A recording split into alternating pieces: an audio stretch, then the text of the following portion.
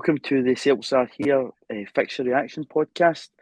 Ryan, we've been waiting a few weeks now since we last saw Celtic in action after they defeated Motherwell 6-0 in the league. You and I were talking to the manager and a couple of players after the game, but I think this has been the first thing that we've probably been looking forward to. We now know who we're going to face, and the fixtures are out. It's one step closer to getting Celtic back. Yeah, absolutely. I don't know about you, I'm a bit lost without the football during the summer. It's my main hobby. It's the one thing I look forward to. So even just getting the fixtures out makes it feel real, makes it feel like we're closer than. We've still got another month and a bit to go, but it makes it feel closer than what it actually is. And it's always good looking at the fixtures, looking at how we're going to line up in terms of fixture wise. It's definitely very exciting. It's definitely exciting. Obviously, we're going to have a big batch of pre-season friendly games. Some of those opposition teams are still to be announced, but 6th of July is the date when Celtic will return to action. It's not too far away. Obviously, the players will be starting to trickle back to Lennoxtown. We've had players away in international duty playing Nations League football, and otherwise, what have you made of the international games so far? Has been any standout performances other than probably Josip Juranovic, who I watched against France? It was absolutely sensational. Yeah, he was absolutely brilliant. I didn't watch the game myself, but I was kind of watching it through Twitter, and every second tweet coming out was about how good Juranovic was doing, even at left back. Which I hope we're not going to put him at left back all the next season, but it's good that he can play that position if required. I think it's been a story of the fullback actually, because Ralston's done really well with the Scotland team whenever he's played. He's not let himself down, and it's really been such a turnaround for him when you think about where he was this time last season, getting his extension, just a 1-year extension, and now he's playing for Scotland, starting for Scotland. It's a really great story, and it's good to see Matt O'Reilly starting for the under-21s in Denmark as well and getting his first goal too. Yeah, he is definitely one for the future. It'll be interesting to see if he makes that step up eventually from the under-21s into that national side. I don't doubt that he probably can do that, but as you say, it has been a bit of a story of the fullbacks. Obviously, Ralston get that cracking header in the match at home against Armenia, and when he's played for Scotland, he's played very well, as is Callum McGregor. You know, it's been a bit mixed bag of results. He's been one of the probably shining lights in that Scotland team, but back to Celtic, our first bit of action at Celtic Park is going to be against Blackburn Rovers. Obviously, there was a bit of chat whether Ronnie Dyler might be heading there, but obviously we now know that he's heading to Belgium to Standard Liège. We wish him all the very best. But it's going to be John Dill Tomlinson, who we got to know last season, didn't we, when his Malmo side rocked into Glasgow? Yeah, absolutely. Had a wee bit of character about him. I liked the way he stood up to the sort of mainstream media. I loved that. He gave answers that maybe nobody expected him to come out with. But his delivery was like something out of a Bond movie. It was like a Bond villain, the way he put his answers about. But it'd be good to see him again. Obviously, it would have been nice to have seen Ronnie Dyler, but I'm glad he's got his job at Standard Liège. I'm glad that he's sort of stepping back into Europe and getting a job at a big team that have kind of fallen on some hard times recently. But I've got no doubt he can sort of change their fortunes. But it'll be good to see Thomason at Celtic Park. I'm sure he'll get a warm reception. Yeah, Standard Liège finished 14th in the Belgian top tier last season, only 4 places above the relegation zone. But again, as you say, Ryan, you know, Ronnie's got a proven track record of being a winner in each country. He's been in much like Ange Postecoglou, and it'll be interesting to see how he gets on back, obviously, in European football in charge of Standard Liège. Then after the Blackburn game, we head to Legia Warsaw, who obviously you'll remember well that terrific 3-0 victory at Murrayfield, in which we beat them 3-0. Of course, absolutely outstanding Celtic that night. I think apart from Arthur Boric, you probably wouldn't be touching this, but for Big Arthur, I think it's probably worth it. I definitely would be making the trip over myself to Poland. No, it would be nice to have the annual Josip Juranovic derby. It would be good for Juranovic to get back to his former team. Being an absolute godsend of a player. But yeah, it's a fixture that I wouldn't have normally expected us to make, especially a team like Legia Warsaw. We know we've definitely got a history with them, a history with our fans. Me more so than most. I was right next to one of their ultras who was noising us up. That took a wee bit of restraint 5, 6, 7 years ago. But we're doing it for Arthur Boric. I think we've got to think about that. It's for Arthur. It's not for Legia Warsaw, and it's for a good cause. So looking forward to that. And it'll be a good fixture as well. It'll be a good tie. I'm sure it won't be played like a friendly, which is ideal for our preparations going into the season. Yeah, absolutely. It's only going to be 11 days before the season kicks off against Aberdeen at home. It's going to be a Sunday, 4:30 kick-off. Right away, your attention's probably drawn to that fixture time, Ryan. Obviously, there's a lot of Celtic fans who travel from across the sea, from Ireland and elsewhere. 4:30 on a Sunday isn't the best kick-off time for those supporters coming to the game. As well as that, I think a lot of fans, traditional football fans, if you call them, like it's the champions that play first. The league flag's unfurled, and that's the season officially commencing. Yeah, absolutely. Although in recent times we've seen that other teams start first. I know we started last season. Were we one of the first games last season against Aberdeen? We played the 5 o'clock game. Sure, at 7 o'clock, they're possibly at Tynecastle. I Mm-hmm. think Was possibly that Rangers after kicked off. Queen's?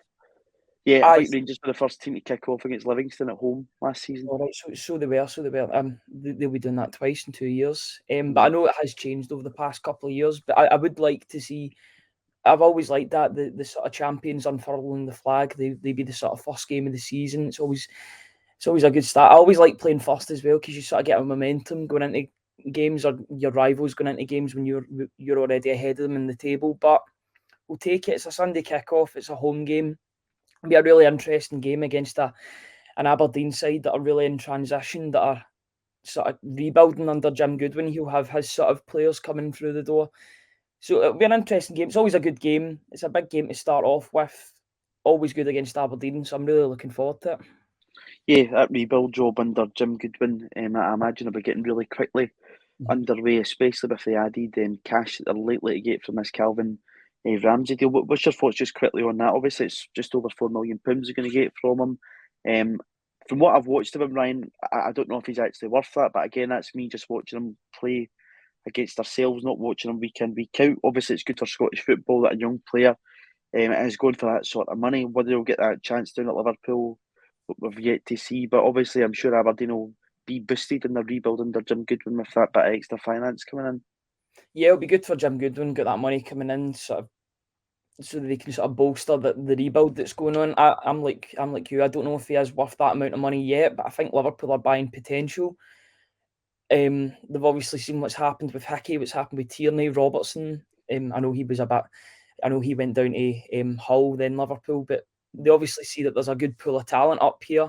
They've done that with Ben Doak too, so they're obviously buying in. I don't know if he'll get a lot of chances. He might need to wait until League Cup games or FA Cup games, or he might need to go out on loan. But it's a good move for him. He's 18 years old. He's going and working with a great academy down there. And best of luck to him. You know, you want to see these Scottish players go down and make a name for themselves in a good way. So it'll be interesting. And he's going to be working under arguably one of the best right backs in the world in Trent Alexander-Arnold. So I can't think of many better right backs to work under than him just now. Yeah, obviously there's not really too much a age gap between those two guys either. So It's yeah, crazy. as you say, it might even be the case that he does go down there. You could see him possibly return back up the road Mhm. to Aberdeen, even in a loan deal, as you say. But it'll be interesting to see if he gets on. The league up here is undersold quite a lot, and as you rightfully say there, Ryan, it's good that Scottish players that are going for decent fees now, and there's a wee bit more respect given to the league. But that's how we kick off. It's going to be tough, absolutely, but as you say, probably we said just before coming on, we're going to need to play all these teams at one point. Let's just get them out the road at the start, and obviously we're going to have a Celtic coming back here with a full pre-season under their belt, which I think is going to be incredibly important. What's your thoughts on that? I mean, I just look back at the summer deadline day. They brought in Yakimakis, Jota, and Vickers, and it's quite incredible to think how big an impact they had in the side last season. Obviously, two of those guys are definitely going to be in our White Hoops next season. Yet to find out about Jota. We hope that deal does happen. But how important is it going to be that pre-season for players? Because obviously a lot just haven't had that opportunity yet. Yeah, absolutely. It's great for the players that maybe came in January as well that are still trying to acclimatise to Scotland. You think of players like Rio Hatate, Daisen Maeda. I mean, it's great that Daisen Maeda is now a permanent player. I know that was always going to be the case with the permanent deal always being there, but it's good that they'll have a full month and a half to sort of train with the team, getting some pre-season fixtures, some at Celtic Park, which is ideal as well. It's something that we've not had in a long time. We've always been worrying about qualifiers, and I think that sort of feeds into the the transfer dealings as well. You see a lot of fans online that are a wee bit tetchy about deals not coming in quicker. We're like, we've got time. This is the thing. We've got valuable time. We've got a month until the season properly starts, so we can scout players and then get the right deals that are done. We don't need to panic buy or anything, so it's ideal for us. And it's great to have a wee rest as well, not having to think about what European team we're playing in 2-3 weeks time. Yeah, it's going to be 6 friendly games before, a competitive ball's kicked. And, I think, as you say, it's really, really important for the team and the manager too, because if you think back, to last year, that training camp down in Wales, it was a Celtic side that had a lot of players out in international duty. People were coming back. Obviously, as well, we didn't have fans in stadiums. Celtic kicked off their friendly fixtures against Preston, I think it was. And I'm maybe right in saying there was only 500 people on the ground at that point in time. So when Blackburn Rovers return, hopefully a good attendance. Obviously, it's going to be on a season ticket, and I'm sure people will be looking back to getting to Celtic Park. So yeah, it's usually there's plenty of time. And again, I think Ange Postecoglou's proven so far, Ryan, that he's got that track record always looking forward. You've seen that with Tom Roderick, and you're beating departing him saying that, we'd known that was going to happen, but you've brought in guys like O'Reilly and Ideguchi who are possibly going to be the guys to fill that stopgap for them, and will they be signing anybody more in those positions? But we've certainly got the cover in them just now. Yeah, and that's the thing. A lot of the Japanese and Australian-based media always say that Ange's second season is the season where you really start to see results. Now, I don't know about you, but I certainly seen results last season. It'll be exciting to see how well we do this season. We've obviously got the players that know how to play this system now, and we'll have new players coming in to sort of consolidate the team. It's really exciting. I hope that players like O'Reilly and Ideguchi do get a lot of game time. I'm sure that O'Reilly will be one of our starters next season. But even Ideguchi, I want to see more of him. Obviously, he got injured in that game against Alloa, and we didn't really see too much of him until the end of the season. Although he did have a good sort of 20-minute, half-an-hour cameo against Motherwell. I was like, there's definitely a player there. But I think we will strengthen that holding midfield position. It's interesting to see who we're linked with these days. But I do think we do need to improve in that area, especially when you come into these Champions League fixtures. Every good team in Europe has a good holding midfielder, and it would be nice to sort of push Cal McGregor up further into the midfield in those Champions League games. I think that's probably where he'll be better off in those bigger games in Europe. Yeah, I even wrote an article the other day. If Ange does look to obviously probably keep the 4-3-3 as the option and the double pivot in there, that he can play McGregor alongside somebody else. So it's all about options, as you say. We're going to have a lot of these tough European games, and it's important you've got a big squad and players to work with. And Ideguchi, I think Ange's probably doesn't sign players for no reason, but we're not. Hopefully, guys like Liam Shaw and Osazi Rigidi, no disrespect for them, are the last of that kind of project buys where a manager's maybe not getting the final nod in players and they're simply brought in to develop. Probably a lot of folk might have thought that was the case with Labada, but he's a player I'm excited to see again this season. Bags of potential and was so important to us last season. But after the Aberdeen game kicks off, our first game on the road is up to Dingwall, it's up to Ross County, a side who, weren't easy to play against last season. They certainly punched above their weight last season. Obviously, Big Regan Charles Cook has now left the club. Joseph Hungbo, I think, is returning to Watford. I don't think there's anything else to suggest he's going to be returning to the Highlands. How first did Ross County replicate that season? Because it was absolutely fantastic what they did to manage last season for a club of their size and resources. Yeah, it'll be difficult. I think they really were the surprise of the season between them and Dundee United finishing fourth. I think Ross County were a team that many picked to be in a sort of relegation battle. And I know they were in the first sort of half of the season, but that resurgence they had to get into the top six was absolutely incredible. And you're right, Hungbo and Regan Charles Cook were both massive parts of that. It's all about how Malky Mackay recruits his team. Obviously, we'll have to look in the sort of maybe the free transfer market and loan deals. But it'll be interesting. It's always a difficult game, regardless of the side that Ross County put out. Dingwall's always a tough place to go to. We've seen that obviously. The Anthony Ralston sort of 270th minute winner up there in December, and then we had to score a late second goal from Jota to sort of seal the points. It's always difficult going up there, but these are the games at Celtic. These are the games that you're excited for at the start of the season. You want to go away from home and play these games. And I'm sure Celtic will be, Ange Postecoglou and the players will be excited to go back up there because they've got a good record up there. Yeah, it's a good day out for all the fans that go up too. I enjoyed the 2 trips up there last season, but I will say I'd much rather go up there at the beginning of August than late December, as we did the Christmas Eve, last the time. other team. Yeah, I see there's already a bit of moaning about that, and the games hadn't even kicked off yet, which isn't really surprising. But there we go. So we're up to Ross County at the beginning of August, and it's back down to Rugby Park. It's going to be back to the old AstroTurf Park, which has been a lot made about. Obviously, we've proven that we can get a result on AstroTurf with our victory at Livingston just before the split last season. This is going to be a tough one as well because they come up, Ryan, back into the Premier League. Derek McInnes, I listened to him a wee bit in Sky Sports earlier, was talking about, Kilmarnock not wanting to come up and just survive, and they want to try and make an impact. Obviously, they've got some players who you'd consider, Premier League players that are playing for them down in that Championship.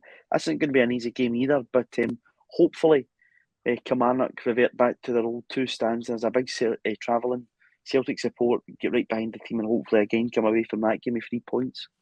Yeah, absolutely. I think it was a bit of a coup getting Derek McInnes as their manager. I know halfway through the season, he done his job. He done what he was required to do in getting Kilmarnock up. I know it was a bit of a troublesome sort of last fixture against Arbroath, but they got the job done eventually. Yeah, it's going back to that plastic pitch. It's not ideal. It's not ideal having 2 of them in the league now. Remember when there was 3, so I'm glad there's a lesser amount. Hopefully Hamilton don't do any business this season and get back up. We don't want to see three of those pitches, but I do hope we do get the 2 stands back. It's good to see Celtic fans sort of all over Rugby Park, and it's good for Kilmarnock as well. They don't tend to sell out that stadium that much, so any income that comes their way, I don't think they'd be complaining. So it would be ideal to see all the Celtic fans back at Rugby Park. It's always a difficult game up there, but we've seen with Ange Postecoglou that we can definitely play on those plastic pitches. It's a great performance at Livingston, so I don't see why that should have any sort of hindrance to the team going forward. No, not at all. It's a double dunter. 2 home games. It's going to be then Hearts and Dundee United. People will be looking at those kind of first batch of home fixtures. Obviously, I've already mentioned we kick off Aberdeen. Then we've got Hearts in the next home game, Dundee United, and then it's going to be Rangers at the start of September. These are all really difficult games. Obviously, out of those fixtures last season, I think Dundee United were the only team that we dropped points against. Mm-hmm. Cam Courts has now departed. It looks as if Jack Ross is going to be going up to Tannadice. What's your thoughts on this? It's a tricky first 4 home games, but it gets it out the way, and by the start of September, you could be in a really good position to march on for the rest of the season. Yeah, absolutely. I mean, I think the games against Hearts and Rangers really stand out there. 2 massive games, but I would much rather play these games first. You've got to get them out of the way, and it puts you in a good sort of mindset early on. If you get thrust into these big games, then you're ready for them rather than them creeping up on you. A game against Hearts and a game against Rangers, 2 massive games. I think they're arguably the biggest games on the calendar. I mean, those are the games I sort of look out for when the fixtures get announced. And when you look at last season, we were in absolute turmoil in the sort of first sort of quarter of the season. So coming into it with a settled team, I think we'll be doing a lot better. It's other teams that need to be buying and sort of rebuilding their teams, not so much us. So I'm pretty confident going into these games, and I'm looking forward to it. I mean, why be pessimistic? You can be optimistic about these games. So I'm really looking forward to getting back into it and getting stuck in and about these teams. Yeah, and again, I think that's an important point you say there. Everything at Celtic just was pretty settled, whereas if you look at a couple of these sides, we've already touched on that Aberdeen rebuild that's going to happen. Kilmarnock's going to get that experience back into the Premiership. They've got players there that's not played in the top division. Ross County's obviously lost a couple of their star players, and Dundee United's going to have a new gaffer in charge. So there's a lot of change there in some of the teams that we've played going to play. That Rangers Derby game, Ryan's going to kick off 3rd of September, I think, is down just now, which might be the case because they're going to be Champions League fixtures on Tuesday and Wednesday night. Celtic's definitely going to be there, whether Rangers are going to be there is yet to be confirmed due to they're going to have to go through the qualifiers as they finished second behind ourselves last season. But how big a boost would it be to Celtic if they can get that first Glasgow Derby victory over the line and head into that match day one of the Champions League. Yeah, absolutely. I mean, keep on going back to last season, but we made an all right account of ourselves at Ibrox, but obviously we didn't get any points, which was really unfortunate. Because I thought we were going into a good wee bit of form, especially with the way the team was playing. But sort of early doors, the sort of first game against them, you want to put down a marker. Especially, I think it helps having that game first at home because we'll have the crowd on our side. It'll be interesting to see how the allocation works coming into the new season. But 3rd of September, Celtic v Rangers. I'm not sure if it'll kick off at 3. I'm sure that'll change Probably somewhere 12:30, along the line. 12 o'clock. Yep. Especially for TV purposes. But again, it's one of those games that I'm really looking forward to. 3 days before my birthday, so I'll have that sort of circled in my calendar. Hopefully, an early birthday present for me. Be interesting to see the way the team shaped up, especially the transfer window. I'm sure. I'm not really sure when the transfer window shuts this year. It'll be round about that time anyway. So it'll be interesting to see what players we've brought in by that time. But it'll be a real baptism of fire for any new players coming in. But that's something to look forward to, and it's something for those players to look forward to if they're signing for the club. It's the standout game in the Scottish League, and I'm sure that's one of the games that they would be coming to the Scottish League for. So it's all very exciting on that front. Yeah, I think last season proved, these derby games are so important. Celtic winning 2 of them, getting the draw in the last one, and obviously, as you say, we gave a decent account of ourselves in that first opening derby fixture at Ibrox last season. Again, we didn't go there with anywhere near the side that we finished the season with, Ryan. These are going to be really important games because even though it's the same 3 points against any other team in the league, as it's usually neck and neck between Celtic and Rangers, these are where it probably swings. We saw it swing at the beginning of February when we absolutely trounced Rangers and battered them in that first half, 3-0. And I think when we went to Ibrox, delivered that 2-1 victory goals from Tom Rosick and Cameron Carter-Vickers, it all but probably sealed the deal for Celtic, creating that 6-point gap. These are going to be really, really important fixtures again this season. And I think, as you say, it's going to be important. It's going to be good to have the first one at Celtic Park again. Yeah, absolutely. I mean, you look at these games in sort of isolation. I think these are the games that team, both us and them, will drop points because I don't really see Celtic and Rangers dropping points in a lot of other games. This is the strongest that the two sides have been in probably about a decade or even more so. Obviously, them getting to a European final, I'll say through gritted teeth, but the two teams are very strong. I don't think there's much more that can be said apart from that. And then the two of them are the game. Those games are a real spectacle between the two sides. So it'll be exciting to see those two high quality teams battling it out against each other. And I think they will be big. Those will be the games that you're sort of wanting to pull away from Rangers. And if we can do that at the start of the season with the game in the 3rd of September, then that would be absolutely ideal. Yeah, absolutely. Champions League match day one, obviously that draw's not going to be until the 25th of August. We don't know who it's going to be, but again, it's just nice to see, Champions League match day one group stage because we're there. We've earned that right. We're going to be back down at the top table of European football, which is going to be really, really exciting. Again, I know I've already touched on and asked you that question there about how important could a derby victory be to kick it off, but if you remember back to 2016, we battered Rangers 5-1, go to the Nou Camp, we get trounced 7-0. Although I don't think we're going to get those type of doings probably off Ange Postecoglou in the Champions League. What's your thoughts around this, Ryan? Obviously, we've heard a lot from the gaffer talking about he's not going to compromise his style. I read a wee bit today from Scott McDonald who had said that when he was his youth captain, he dropped him for a game because he just didn't think he was suited to the fixture. He's not going to take any prisoners, is he, in this Celtic squad? And if he feels that changes need to be made or he needs to play a certain team, I think he will do that, and he won't compromise that style, but he'll still have at the very core of his football philosophy the want to win the game of football. No, absolutely. As he says, I think the system is first and the players come second, and that means that sentimentality is just not a thing that Ange sort of is mates with or sort of goes with, which is great for the team. He's putting the team first, putting the system first, results first and players second, which is absolutely brilliant. We've seen managers in the past be a wee bit sentimental to players, which hasn't always helped us. And I don't see those sort of trounces happening in the Champions League, although we will play our attacking style. You've seen other teams like Salzburg do that against Liverpool, and they've had good results as well. I know they didn't win it. They didn't win at Anfield, but they really made a good account of themselves, and they really showed up and sort of made a name for themselves.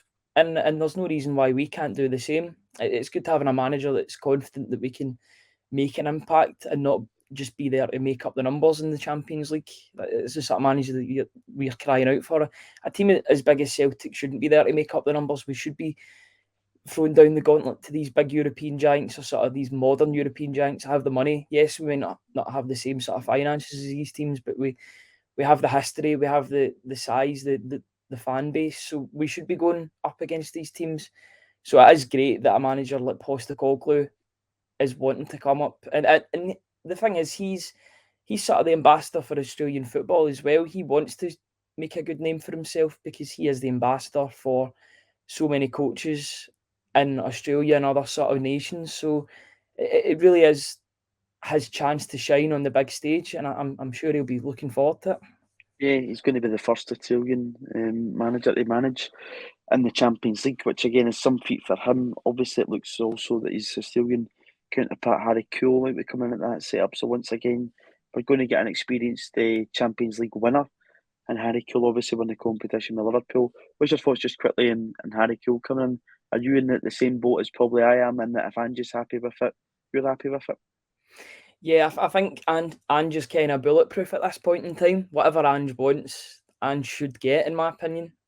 It's the thing about Harry Kewell, we're bringing in an experienced pro, both as a player and as a sort of coach. We're bringing him in as a coach. I see people sort of moaning about his managerial record. We're not bringing him in as a manager. If we were bringing him in as a head coach, then I would quite rightly see all the sort of criticism, and I would agree with it. But we're bringing him in as a coach.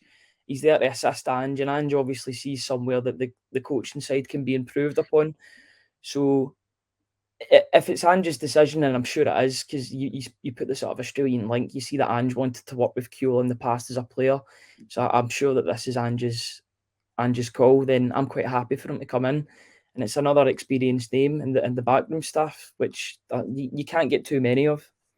No, not at all. And again, I was chatting on a podcast the other day in Axom, and Natasha made a really good point that obviously our current coaching staff is probably a wee bit defender heavy. It's probably the gap that Damien Duff left haven't really been filled. So again, I think there's probably a positive in that we're going to get a more kind of attacking coach, if you will. Obviously, that isn't going to be his job. I know John Kennedy was getting a lot of flack during the season we were going for the 10 that he was the defensive coach. It's not the case. You come in as a first team coach, and that's where you work. Yeah, and the thing is, we're bringing in arguably Australia's greatest ever player with Australia's greatest ever manager. It's a match made in heaven, and it's happening at Celtic. So bring it on, in my opinion. Yeah, hope Tim Cahill's not watching. He might be after you. He might be one of the guys that think he could probably give Harry Kewell a run for their money. But well, the player that's just left us as well could probably do the same in terms of domestically. Yep, I think I'm in the same boat as you, though. Champions League winner, and again, that's great experience for the lads in the dressing room. No disrespect to John, Stephen, and Gavin, but they've not been there, done it. This guy has, and I think that experience is really, really important. Just in terms of that kind of European football, Ryan, you're talking about, not being there to make up the numbers. How positive and how good is it going to be for the players that were there last season playing in the Europa League, that they've had that wee bit of experience? Because obviously, Bayer Leverkusen, Real Betis, the two you'd probably pick out. Obviously, we proved that with Ferencváros, a team that you could probably put ourselves on a level pegging with, or just ahead of. We were able to beat both home and away. But with Betis and Leverkusen, the results weren't all there to see, but we certainly gave a really good account of ourselves, ran teams very close. And I think that experience is going to be important going into this Champions League group stage. Yeah, as far as I'm concerned, we've already been in a Champions League group, because last season, you look at Betis and Leverkusen especially, and Ferencváros, you got to remember they were in the Champions League like last season. Obviously, they were the ones that put us out on the way to the group stages. They were a Champions League side. It was really good experience. And then even when you look back a season previous, we were still playing against teams like AC Milan and Lille, teams that will be in the I'm sure AC Milan will definitely will be, but I'm not sure about Lille. But it's good experience that we playing against these big teams in Europe, and it's good for the younger players. You look at players like Turnbull, Jota, maybe their first experience of Europe. They'll be now more experienced going into group stage football, and it's good that they're not getting thrown in at the deep end, and any new players will sort of get helped by more of the experienced pros in the team. So it's we're in an ideal sort of situation. We've got half of the players that maybe haven't played European football, and the other half have. So it's a good 50-50 split in the camp. Yeah, in terms of the mixes and Champions League dates, I'm going to just read out to you the games that we've got when we come back after playing these Champions League dates. The first one is going to be home match against Livingston. We're going to be then away to St Mirren, away to St Johnstone, home to Hibs, away to Livingston, home to Dundee United. What's your thoughts on that? It's going to be 3 at home, 3 away when we return from Champions League fixtures. And again, you're not going to be too far travelled. The furthest you're going to be able to go is St Johnstone. As I said just previous to that, it's going to be St Mirren, and the one finally is going to be Livingston. Hopefully we've got the hoodoo off our backs for that one. They're not too bad coming back. You're not going to be going to an Easter Road or a Pittodrie coming off the back of a Champions League game. What's your thoughts on those matches, Ryan? Yeah, it's ideally it's kind of worked in our favour, but at the end of the day, we've got to play these teams at some point. I mean, if we had to go to Easter Road or Pittodrie, we would just have to make do with it. It's just the way the cookie crumbles at the end of the day. You want to, I mean, it doesn't really matter what teams we play. You just hope that we don't have a sort of European hangover that we've seen sometimes in years gone by. You're hoping that Ange will have the team sort of prepped up for these games, and maybe we'll see a wee bit of rotation coming off of the Champions League games into the domestic games. You're hoping that they'll have the squad depth to do that. Maybe rotate Turnbull and Hatate and O'Reilly and whatever attacking midfielder we bring in. That would be ideal for me. You're just hoping that we have the squad depth to be able to do that. But whatever team we come up against, you're just hoping that we can beat them and go into the next one. Yeah, just before match day 5 of the Champions League, we're going to have a tough trip to Hearts on the 22nd of October. That's the date down just now. That's probably the first game, Ryan, I probably look at and think that's going to be really, really tough. Mm-hmm. Obviously, there's going to be that derby game at Celtic Park, but as you rightfully say, we're going to have the crowd behind us. That's probably the first one for me. I'm maybe looking at and saying that's going to be a tough game. Obviously, we went there last season, first game of the season. No Celtic fans in the ground. Unlucky not to get the draw or even get the win. Obviously, we get that goal choked off. It might be a different story, and it's a sucker punch at the end of John Souttar. And then again, we returned there in January with a squad completely depleted. Even though we'd brought in those guys in January, we had injury issues and we had guys out in internationals. Hopefully, by this game in October, we're going to be going there a lot stronger than we have been. Yeah, I mean, it's always a difficult place going to Tynecastle, especially in October time when the fixtures are sort of congested. But you know, that's one of the games that you look forward to when you look at the start of the season. As I said before, it's one of the games you pick out, especially away from home. Well, I mean, I look forward to them equally, both home and away. You're just hoping that our side's going to be more settled when we come to that point. I mean, we went there in the first game last season, unlucky not to get anything. If the refereeing was up to scratch, we would have got something in that game. I seem to remember Andy Halliday trying to injure Cal McGregor with a shocking tackle that just didn't get punished correctly. And then an offside goal from Abada. I know we had the wonder goal from Anthony Ralston, which was a sign of things to come for his season, but it was a really disappointing start to the season. Although I thought we did play well in that game, or sort of well with possession and the ball at our feet. But we're going into that game, we'll be more settled. I don't think Hearts will have the same season that they did this season. I think it'll be a lot more congested for that third place spot when you look at Aberdeen, Hibs and other teams, maybe Dundee United as well. So I think Hearts probably won't be the same side that we were last season. They've got players not returning, such as Souttar. Souttar's a massive loss for them.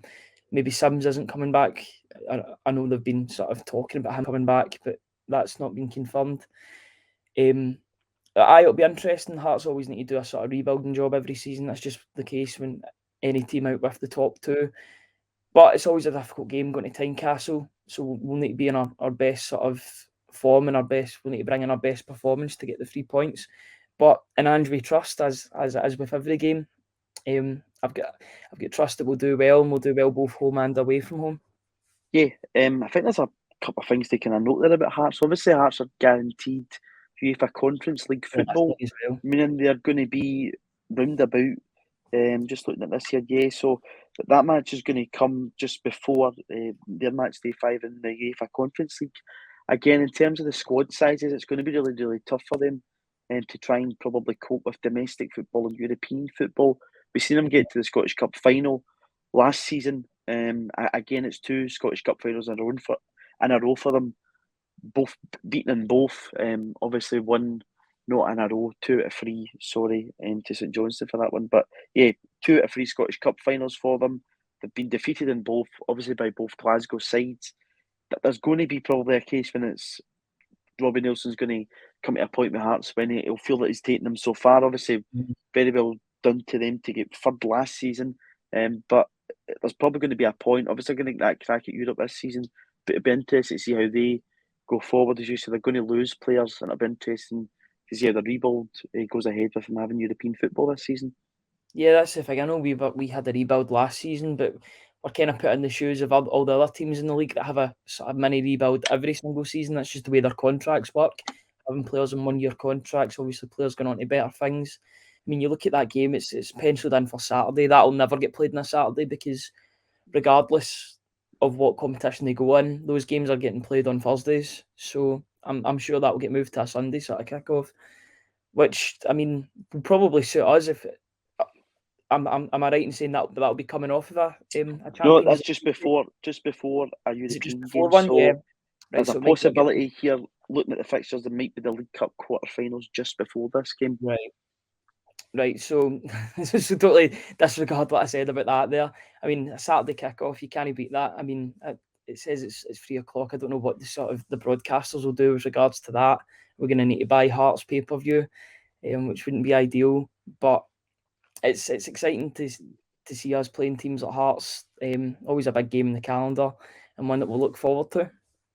Yeah, it is going to be one that we definitely look forward to. Obviously, then it's Champions League match day 5. Just to kind of note, after the final Champions League match day, we've then got a wee run of games of Dundee United at home, trip to Fir Park, and Ross County at home. You're going to be really looking to finish those last batch of games strongly before we head into this winter break that obviously we don't know anything about because we've never experienced it before. But I think it's going to be really important to come off whatever result you get in Champions League match day 6. Hopefully, we've guaranteed European football after Christmas by that point, and it's just about finishing that kind of last part of the season, if you will, and a bit of a high, and we certainly can do that with those 3 fixtures. Yeah, it's a great wee run. 3 home games definitely put the pressure on. I don't know what the sort of fixtures are like on the other end of the city, but it'd be good to put some pressure on them. It'd be good to go into that break, hopefully top of the table, and top of the table with a wee bit of a gap, wishful thinking there. But that month, you don't want to go into that month thinking, oh, we're behind in the table by X amount of points. You want to go in there thinking, this is a good wee break while we're ahead, while we've got the momentum in our favour. Just want us to be ahead of the curve, ahead of our nearest rivals. And if we are, then that'll put us in a really good stead going into, obviously, the games in Sydney as well. It'd be great to go into those games being the sort of dominant force in Scotland. I know we've won the league, but it'd be good to be sort of ahead of our rivals in that sense as well. Yeah, and again, hopefully the opposition. I know there's been chat around one of the Milan teams possibly playing us in as of a decent standard that we can try and keep the run going. Obviously, going out there, it's going to be warm, and go out there, get a bit of good training in, and continue to keep working at it and come back strongly after the break. Just to kind of go back to that Hearts game because it's one I've got to note here. Start lineup in the opening day of the season last season round was Scott Bain in goals, a back four of Anfred Alston, near Beaton, Carol Starfield making his Celtic debut, Greg Taylor, Ismaila Soro, Callum McGregor, and Abada, Turnbull, Forrest, and Edward. It'll be a completely different lineup. And when we kick off against Aberdeen, just so we're talking about Hearts there, I thought that kind of start 11 was worth a mention. Especially Beaton at the back. Didn't he lose his man for the second goal for the header? I think so. Yeah. It'll be weird not having Beaton and getting thrust into a qualifier this season. Almost sort of like it's like a miracle sort of happened that we don't have that sort of worry to have anymore. Obviously, Neil Beaton was a great servant, but not as a centre back. We've seen this that season just past that he's a very competent midfielder, but not a defender. I mean, looking at that team, you had Edward, who was 1 foot out of the door. You had players like Abada that were just coming in. Starfelt, who'd just got off the plane, that just finished his isolation. It's crazy to think that was the team. Sorrow, who isn't anywhere near the team anymore, who's probably going to have a reunion with Neil Lennon out in Cyprus, you would think, or or somewhere else. His future's definitely not at Celtic. You look at the team. I mean, there are players there that will be playing next season: Turnbull, Taylor, Starfelt, etc. But it will be a basically different team. I mean, you even look at Kyogo, who came off the bench that game. He was playing as a left winger. Now he's probably going to be playing up front. In fact, if every player is fit, you would expect him to play up front, or Yakimakis. To be fair, there is a bit of a debate between the two of them. But I mean, when everyone's fit, you've got to play your star man in Kyogo. But playing him out wide was a bit of a weird one. That was our first sort of impression of him. I know our second impression of him was better at Yablonets, but yeah, it changed days, but changed for the better. Yeah, absolutely changed days. I remember talking to Carol Starfelt the day before that game, and I'd asked him about the isolation, and he'd been saying that he'd basically just kind of working out the room. He had a bike in the room, and he was doing that. So again, we're going to not have that issue going into this. Everything should be settled, and we can go forward with full preparation, and we're not having to thrust people in. It's then going to be the break. One of the things about the break that's interesting is not to do with fixtures, is that when we come back, Ryan, we're going to see VAR introduced to Scottish football. What's your thoughts first on the fact that it's only going to come through the season at the halfway mark and not at the very beginning? I've got to be honest, I'm a fan of VAR, but I'm not a fan of the way it's implemented here. I would have liked to. I don't see the point in bringing it in now. Why not? If you're going to bring it in at the start of the season. Either bring it in the start of this season or the start of next season. The fact that the rules are suddenly getting changed midway through a season doesn't sit well with me. I would prefer to have something at the start, and then the teething issues can be sorted out while we're playing games. That's happened in the Premier League, and that's sort of worked itself out through hook or by crook. I'd much rather it be brought in at the start of the season rather than halfway through. It's going to bring about its own set of problems, and you're thinking about all these big games after the World Cup that might be getting decided by VAR. It's a recipe for disaster, especially with the refereeing incompetence that we have up here. Even the thought of that is just it makes you shudder. I don't know about you, but it certainly makes me shudder. Yeah, one of the things I found weird, I was over at the Republic of Ireland versus Scotland game at the weekend. There was the decision with the ball off the line. To me, it looked over the line, but there was no goal line technology. They were just basing it on VAR, and having a look at it, which I thought was quite incredible. I don't really get the point of having VAR in with no goal line technology, because again, it can be a huge decision to be made, and based on just a quick look at a camera, unless you've got the goal line technology, you can't really make those decisions properly. I'm with you on this. You don't want to be having one of these matches pre-World Cup and there being a big decision on it and you've not got the VAR there, because if you come back and you've then got it, it's going to be a bit of a, what was the point in that? To me, it's all or nothing. Either start it at the beginning of the season, people see you're probably cutting your nose off to spite your face, not having it if you said not to have it, but I think you need consistency in it. That's one of the issues that we've got with referees in Scotland, is there is a lack of consistency.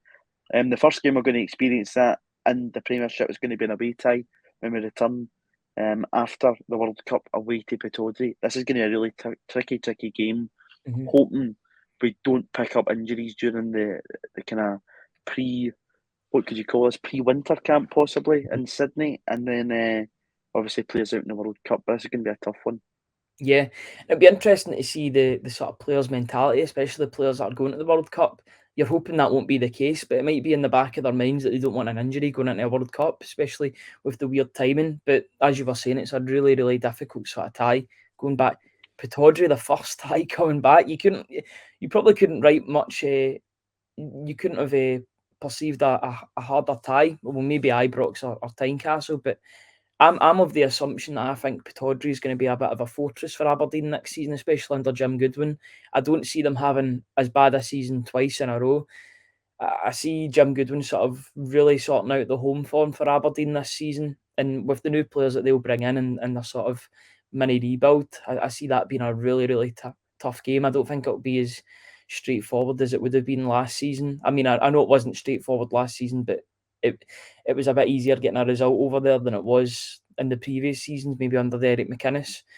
So I think that's a much more difficult tie, especially coming back. The players coming back will be fatigued. I don't know what the sort of break that they'll be getting in between the World Cup and the first game back, but that'll still be in the back of their minds. It'll be a difficult game, but at the same time, these games are the games you savour, and it'll be ones the players will be looking forward to coming back to. Yeah, it's then St Johnstone just before Christmas Day. That happens in Christmas Eve, and then again talk about tough away fixtures. We're then going to have to head through to Easter Road on Wednesday evening, which is scheduled, and then it's got them here Monday against Rangers. Don't know if that'll be the case.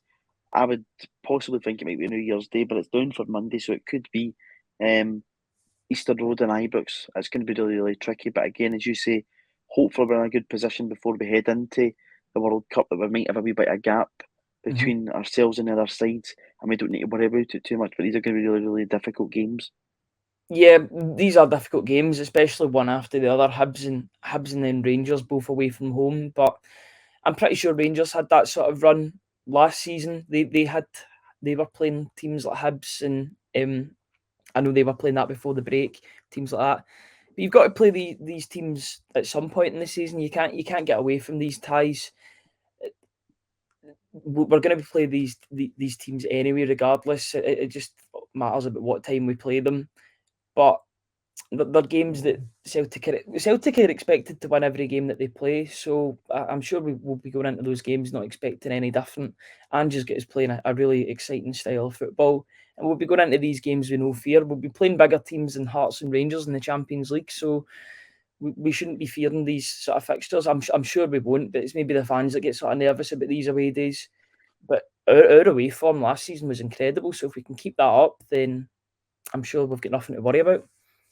What's your thoughts on Hibs going into this season? Obviously, Lee Johnson's in there now. Again, I don't think they'll have as bad a season as they did in the season just gone past. What's your thoughts on them? Do you expect it to do a kind of the usual Hibs, have a decent start, have a wee bit of a spell, then fall away, or do you see them return at that level that they got under Jack Ross and possibly challenge for that third place? I think they will be one of the teams that challenge for third place. Now, I know that he didn't have a sort of great spell at Sunderland towards the end of it, but he left them in a decent position, and they obviously got promoted through the playoffs through Alex Neil, which was a really good achievement for them. Lee Johnson's a good manager. The job that he done at Bristol City for 5-6 years, he was one of the longest serving managers in the Football League.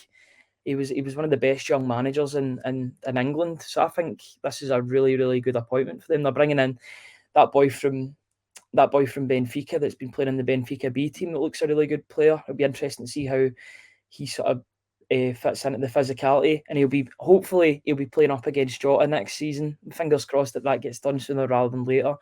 But some of the signings that they're making, obviously they're bringing in David Marshall. David Marshall must be looking at Craig Gordon's sort of renaissance up north at Celtic, and then Hearts, and saying I could maybe do the same, because he obviously didn't have the best sort of spell at Derby towards the end of his career. He had to go out to QPR the second half of the season, but I'm sure he'll be the first choice at Hibs under Johnson, and that'll be an interesting one. It'll be interesting to see how well Hibs do. I think they need a good start. Hopefully they do get a good start against Rangers at Easter Road. But it's a really interesting appointment. It's interesting to sort of going out of the box with this appointment. It's an appointment I didn't really expect them to make. I've seen a lot of people sort of slagging it, but I'm like, this is a good appointment when you look into it. He develops young players, and I think Hibs will surprise quite a few teams this season. League fixture wise, it's going to then be home game against Kilmarnock, home game against St Mirren. Those two we hope should be stick-ons to get the maximum points from. Just another wee thing, Ryan. Obviously, the League Cup final became used to being before Christmas, November, December time. Obviously, really late on in December there.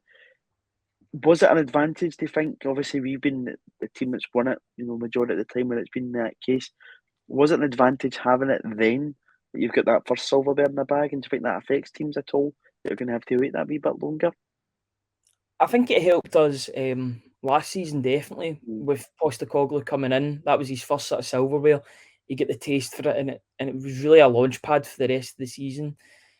That helped us with our with our league form going into the second half of the season. It's not ideal with it being played in February. I would have liked it to have its sort of normal place in December, but I can see why it hasn't, because the fixtures are just so congested coming after the World Cup. But we'll just have to get used to it. Every other team's going to have to get used to it as well. The teams that are in the final or the semi-final, or wherever those get played. It's a change, but it's a change that I'm sure we can get used to. It's going to be a weird season. It's an anomaly season. I'm not making excuses early doors. I'm not throwing out those sort of adjectives to describe the season, but every team's got to get used to it. Every team will adapt. It's just the way football is at the moment. So it'll be interesting to see how teams adapt. But I'm sure we will be able to do so. Yeah, absolutely. It's going to be the case across European football and world football that teams are going to have to adapt and change their schedule based around this World Cup. Probably the next game you then look towards is being a bit a difficult one. Is probably the back-to-back actually, and kind of mid to late February time, Aberdeen and the Hearts again. But once again, you're going to have to play these teams. You're at home with the way that we're expecting Celtic to come back. We should hope to be absolutely fine for that as well. Do you think the January window too could be as important as it was last season? Obviously, we're expecting quite a busy summer window. We've already got Cameron Carter-Vickers in the permanent. As you say, we get that Maeda deal done. We've seen a few guys go out the door. Do you expect, what you could say to be part 4 in the Ange process to be something in the January window, or is that just a case of looking at the team and where you are by Christmas time and where you probably go to that Europa League spot to be playing in after Christmas? It's difficult to say because obviously we're just starting the summer transfer window, so we don't know what sort of shape we'll be in September, never mind January. But I think in January will be the sort of signs that we'll see Ange maybe dipping back into the Japanese market because it's the end of the season over there. Maybe we can bring over players that will make an instant impact the same way that Hatate and Maeda done. And then obviously you get players like Matt O'Reilly who were halfway through their season in England but made an almost instant impact for us and was a real sort of launch pad for us in the second half of the season. He was absolutely phenomenal. It'd be interesting, but we need to see what sort of position we're in, both in the league and squad-wise, before sort of making any judgments into how well we're going to do in January. Maybe we'll sort of go in the market for some loan signs, maybe utilise the loan sort of scenario. But it'd be interesting to see what we do. I'm sure there will be business. It's just about the volume of how much we do. Yeah, we've certainly used that loan to buy option really well Yeah. recently, and again, I think we'd like to exploit that. It's all about making the squad stronger.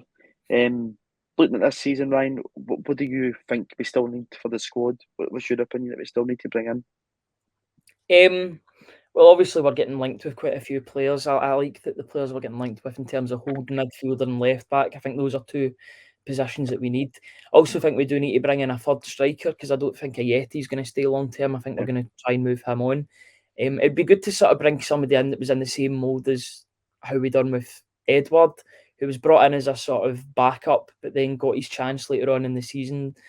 Sort of we had the time to sort of acclimatise him, and then I remember he had his sort of breakout game against Motherwell at home. I remember he scored a hat-trick, and then the 3-2 game when 10 men won the league at Ibrox, which was absolutely brilliant. It'd be good to bring in a player to sort of nurture. I seen that we were linked with Ryan Mamai from Ferencváros a couple of weeks ago. I think he'd be an ideal signing because he plays out in the left as well as up front. It's good to bring in players that can play in multiple positions. It brings in good fluidity for the team. In terms of other positions, I know we're getting linked with Siegrist. Siegrist is a good signing if we can get him. I don't think there'll be any problems with bringing him through the door. Left back, we get linked with Giaz early on in the window, but it's looking as if Bernabé is getting some traction. In terms of other positions, it's maybe another attacking midfielder would be good to sort of challenge O'Reilly. It'd be great to have two players sort of vying for that spot, but we do know that Turnbull can play in that position. I know and just sort of playing him in a sort of deeper role in that sort of in between the 6 and the 10, and he is good in that role. He's shown that he can play that, but he can play in a number 10 as well, which is absolutely ideal. But it would be good to bring in somebody else to challenge O'Reilly. I don't think Christopher Scott will happen, but maybe someone in that sort of mould, somebody younger, or maybe somebody that's more athletic, maybe that can maybe move about the pitch more freely than O'Reilly would be an absolutely brilliant signing for us. Yeah, there's a lot of scope there, and again, I think it's just nice that you feel relaxed. You don't have those Champions League qualifiers coming at you fast and furious. Whenever the players do return to training, they're going to have that bit of time with the manager. I may expect them to come back a lot stronger, fresher. You know, we heard what Ange said at the end of last season. We'll come back bigger and stronger and better, which is it's words that we were clinging on to with that last game of the season. So it'll be interesting to see what comes through the door. Just quickly, what you ask you in this one.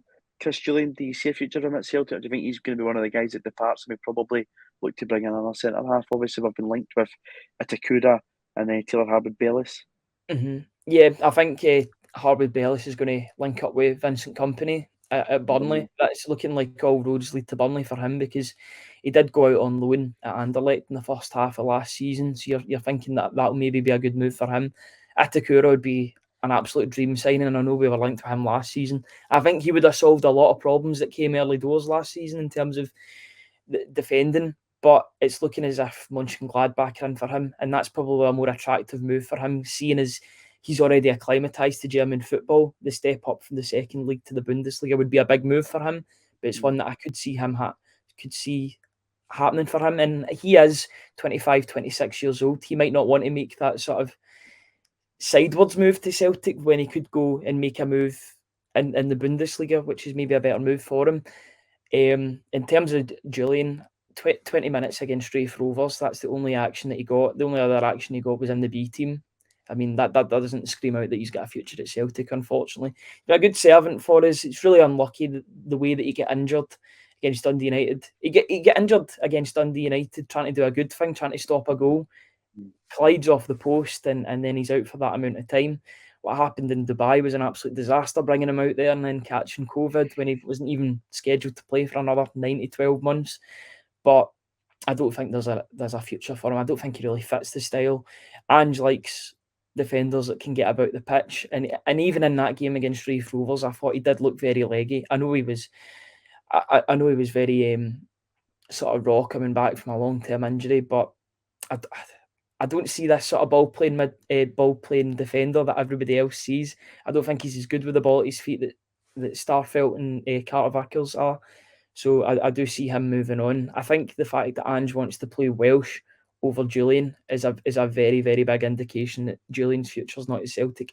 And he's on too big a wage to not be playing every week. I mean, we paid 7.5 million for him, didn't we, in the 9-in-a-row season? So that's those numbers, with the fact that he only played 20 minutes, they just don't add up. I don't see him staying long term.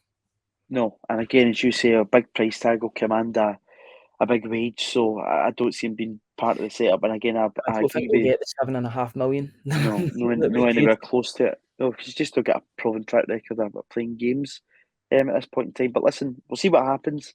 Plenty of scope there to work with. We've got plenty of time, as you rightfully say. It'll be interesting to see what our first starting 11 is when we get back. But guys like Cam McGregor, Tony Ralston, all the other international boys deserve a well